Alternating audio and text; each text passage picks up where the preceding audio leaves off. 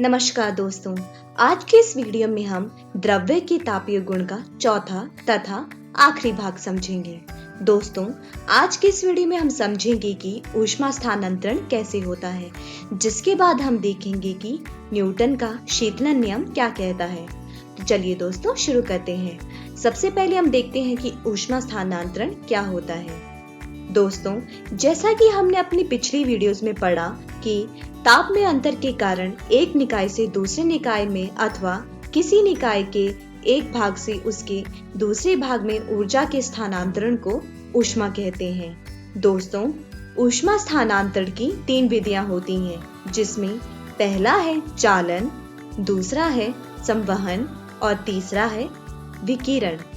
सबसे पहले हम देखते हैं कि चालन क्या होता है। दोस्तों, ऊष्मा ऊर्जा का एक प्रकार है। इसे एक स्थान से दूसरे स्थान पर स्थानांतरण किया जाता है। दोस्तों, अगर एक गर्म पिंड तथा एक ठंडा पिंड को पास रखा जाए तो गर्म पिंड से कुछ ऊर्जा ठंडे पिंड में चली जाती है। यह ऊर्जा का स्थानांतरण तब तक होता है जब तक कि दोनों का तापमान समान ना हो जाए। दोस्तों, ऊष्मा की एसआई इकाई जूल होती है। चलिए अब देखते हैं चालन क्या होता है। दोस्तों, जब किसी वस्तु के अलग अलग भाग पर ऊष्मा या ताप का मान अलग अलग होता है तो इस ताप में अंतर के कारण वस्तु के कण उच्च ताप से निम्न ताप की ओर स्थित कणों को अपनी ऊर्जा स्थानांतरित कर देते हैं। इस प्रकार कण अपनी स्थिति पर ही बने रहते हुए आगे से आगे ऊर्जा का स्थानांतरण करते हैं। इस प्रकार ऊष्मा के संचरण को चालन विधि कहा जाता है, जिसमें कण अपनी स्थिति पर बने रहते हैं और ऊष्मा का संचरण भी करते हैं। सामान्यतः इस प्रकार का संचरण अर्थात चालन विधि द्वारा ऊष्मा का संचरण ठोसों में देखा जा सकता है, लेकिन यह गैस और द्रव में भी पाया जाता है। जब गैस या द्रव को ऊपर से गर्म किया जाता है तो इसके कण ऊपर से नीचे की तरफ ऊष्मा का संचरण चालन विधि द्वारा करते हैं। दोस्तों, चलिए इसे एक उदाहरण से देखते हैं। जब एक धातु की छड़ को गर्म किया जाता है, जिससे माना कि छड़ का एक सिरा दूसरे की अपेक्षा अधिक गर्म हो जाता है, ऐसी स्थिति में अधिक गर्म हिस्से पर धातु के कण बहुत अधिक आयाम में कंपन करने लगते हैं और कंपन के कारण वे ठंडे सिरे की ओर स्थित धातु के कणों से टकराते हैं और टकराव के दौरान वे अपनी ऊष्मा उन कणों को दे देते हैं, जिससे ऊष्मा उच्च ताप से निम्न ताप वाले सिरे की ओर संचरित होती है। इसे भी चालन विधि कहते हैं। दोस्तों, यहाँ पर ध्यान देने वाली बात यह है कि ऊष्मा संचरण विधि के लिए माध्यम की आवश्यकता होती है और इस विधि में ऊष्मा का संचरण बहुत ही धीरे वेग से होता है। जब दो बिंदुओं के मध्य ताप तथा ऊष्मा का अंतर पाया जाता है तो चालन विधि द्वारा ऊष्मा का संचरण तब तक होता है जब तक कि दोनों बिंदुओं पर ऊष्मा का मान समान ना हो जाए। सबसे अधिक ऊष्मा का चालन ठोसों में पाया जाता है, उसके बाद द्रव्यों में और उसके बाद गैसों में। दोस्तों, यही कारण है कि धातु ऊष्मा की सबसे अधिक चालक होती है, अर्थात ऊष्मा का चालन अधिक और आसानी से होता है। अधातु पदार्थों में ऊष्मा का चालन बहुत कम पाया जाता है। दोस्तों, प्रयोगों द्वारा यह पाया गया है कि स्थायी अवस्था में ऊष्मा का प्रवाह का दर h, तापांतर Tc घटा Td तथा अनुप्रस्थ क्षेत्रफल a के अनुक्रमणानुपाती और छड़ की लंबाई के व्यक्तुक्रमणानुपाती होता है। मतलब h बराबर है Ka Tc घटा Td भाग L के, जहां पर K अनुपातिकता स्थिरांक है। इस आनुपातिकता स्थिरांक को पदार्थ की ऊष्मा चालकता कहते हैं। इसका SI मात्रक जूल प्रति सेकेंड प्रति मीटर प्रति केल्विन होता है। चलिए दोस्तों, अब आगे बढ़ते हैं और देखते कि यह संवहन क्या होता है। दोस्तों, संवहन वह विधि है जिससे पदार्थ की वास्तविक गति द्वारा ऊष्मा स्थानांतरण होता है। इस विधि में जब किसी द्रव जैसे कि गैस या द्रव को गर्म किया जाता है तो गर्म होने के बाद द्रव्य के कण स्रोत से दूर गति करते हैं और साथ में ऊष्मा ऊर्जा को ले जाते हैं, अर्थात ऊष्मा का स्थानांतरण होता है। इस विधि को हम ऊष्मा का संवहन कहते हैं। यह केवल तरलों में ही संभव होता है। दोस्तों, ऊष्मा के संवहन के दो प्रकार हैं, जिसमें पहला है प्राकृतिक संवहन और दूसरा है अधिकृत अथवा प्रणोदित संवहन। अब हम यहाँ इन दोनों प्रकारों को एक एक करके पढ़ते हैं। पहला हम देखते हैं प्राकृतिक संवहन। दोस्तों, प्राकृतिक संवहन वह है जिसमें द्रव के कण समवतः गति करते हैं और ऊष्मा का स्थानांतरण करते हैं। जब एक बर्तन में पानी को गर्म किया जाता है तो पानी का नीचे वाला भाग जल्दी ऊष्मा के संपर्क में आ जाता है, जिससे ये जल्दी गर्म हो जाता है। और जैसे कि हम जानते हैं कि गर्म पानी का घनत्व कम होता है, ठंडे पानी का घनत्व अधिक होता है, तो चूंकि नीचे का पानी गर्म हो रहा है जिसका घनत्व कम है, तो इसके ऊपर स्थित पानी का घनत्व जो कि अधिक है, जो गुरुत्वाकर्षण बल के कारण नीचे आने का प्रयास करता है। और गर्म पानी का घनत्व कम है, अतः ये बर्तन के ऊपर की ओर गति करना प्रारंभ करता है और यह प्रक्रिया तब तक चलती रहती है जब तक कि पूरे बर्तन में पानी का ताप समान ना हो जाए। यह प्राकृतिक संवहन का उदाहरण है। यहाँ बाह्य कोई बल नहीं लगाया गया है।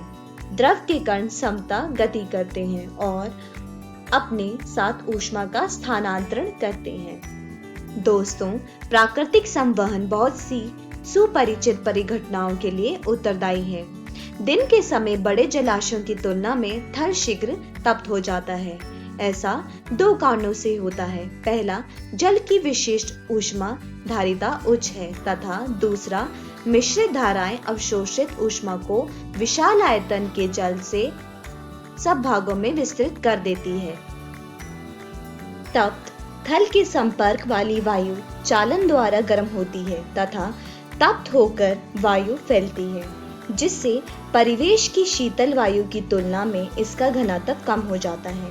फलस्वरूप उष्ण वायु ऊपर उठती है तथा रिक्त स्थान को भरने के लिए अन्य वायु गति करती है, जिससे बड़े जलाशयों के निकट समुद्र समीर उत्पन्न हो जाता है। ठंडी वायु नीचे आती है तथा एक तापीय संवहन चक्र बन जाता है, जो ऊष्मा को थल से दूर स्थानांतरित कर देता है। रात्रि में थल की ऊष्मा का ह्रास अधिक शीघ्रता से होता है तथा जलीय पृष्ठ थल की तुलना में उष्ण होती है।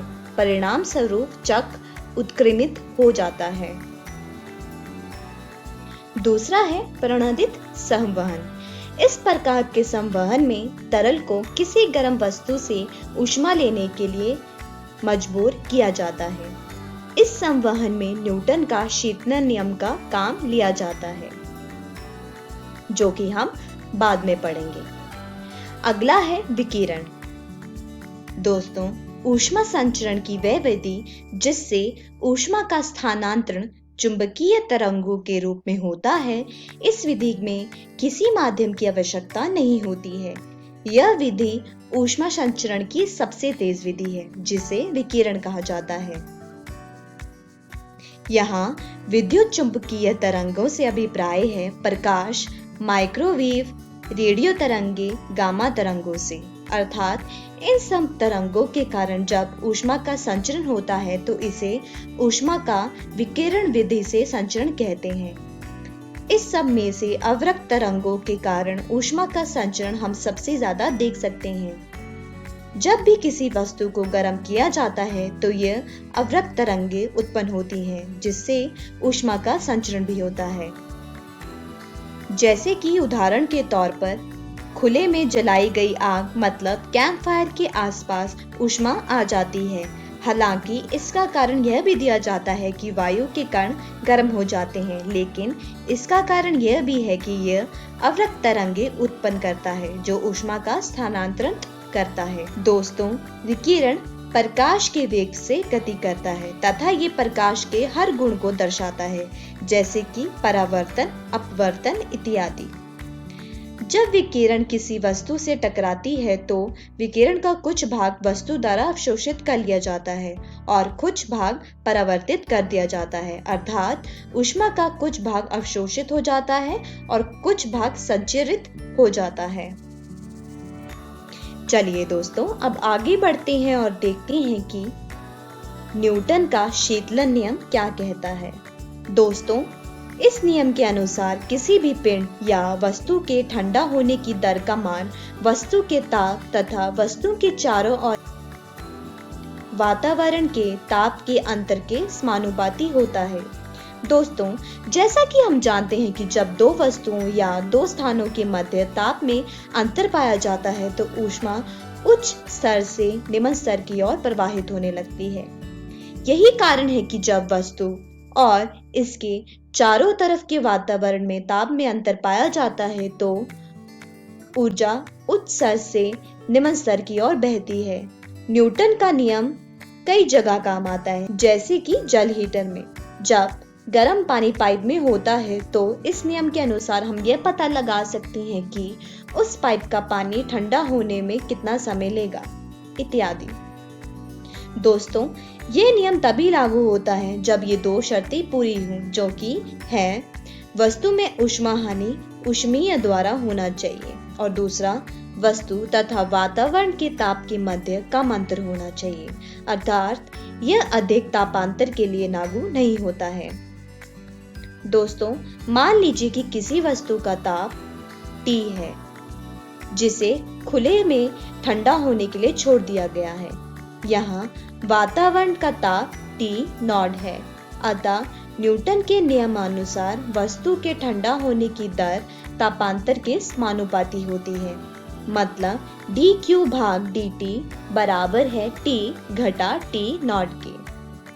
दोस्तों, जब समय और ताप के मध्य ग्राफ खींचा जाता है तो ये इस प्रकार से प्राप्त होता है, अर्थात समय के साथ ताप में परिवर्तन को ग्राफ द्वारा निम्न प्रकार से दर्शाया जाता है। दोस्तों, इस ग्राफ से हमें ये स्पष्ट होता है कि जैसे जैसे समय गुजरता है वस्तु का ताप कम होता जाता है और यदि वस्तु का ताप वातावरण के ताप के बराबर हो जाता है तो ऊष्मा संचरण तथा उत्सर्जन रुक जाता है। तो दोस्तों, आज की इस वीडियो में हमने ऊष्मा स्थानांतरण के बारे में पढ़ा, जिसके बाद हमने न्यूटन के शीतलन नियम के बारे में पढ़ा। दोस्तों, मैं आशा करती हूँ आपको ये पूरा अध्याय अच्छे से समझ आ गया होगा। तब तक आप अपनी पाठ्य पुस्तक से इन सारे विषयों को दोहराने की कोशिश कीजिएगा। धन्यवाद।